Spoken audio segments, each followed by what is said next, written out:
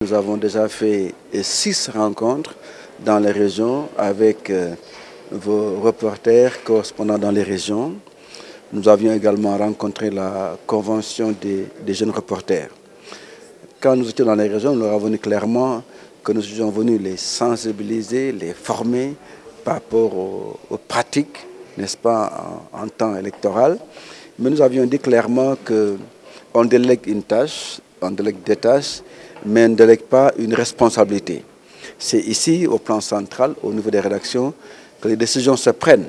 C'est pourquoi nous avons tenu à venir vous voir, expliquer davantage un peu tout ce qu'on peut faire, tout ce qu'on ne peut pas faire en temps de campagne électorale, et surtout compter sur vous pour que si, au plan, n'est-ce pas, régional, des violations sont faites, que les corrections soient apportées ici, au niveau des rédactions centrales. Nous avons appelé à la vigilance surtout par rapport aux sources, même s'il y a eu des difficultés. Vous avez entendu, n'est-ce pas, les présentateurs qui ont fait des exposés.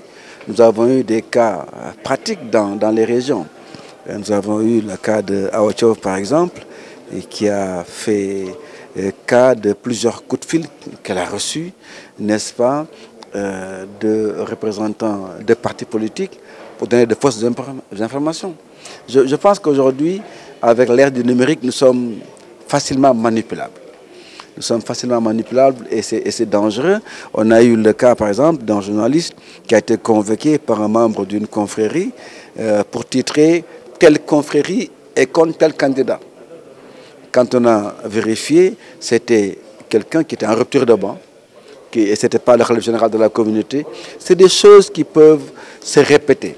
Mais encore une fois, les conséquences de vos reportages peuvent être désastreuses.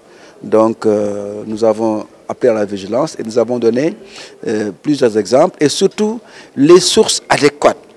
Là où vous devez aller pour vos sources.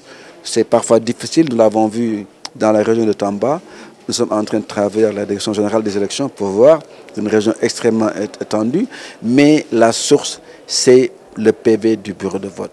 C'est la SEDA, c'est la Sénat. Ce n'est pas les états-majors des partis politiques. Les sanctions prévues sont d'abord pécuniaires et ces sanctions vont jusqu'au retrait de la licence. Mais nous avons toujours dit que forcés, nous irions vers là, mais nous ne souhaitons pas. Nous voulons privilégier le dialogue, la concertation. C'est pourquoi d'ailleurs nous avons initié ces rencontres et nous pensons qu'avec nos confrères, nous pouvons nous entendre et éviter certaines dérives que nous constatons toujours aujourd'hui, que nous constatons encore aujourd'hui.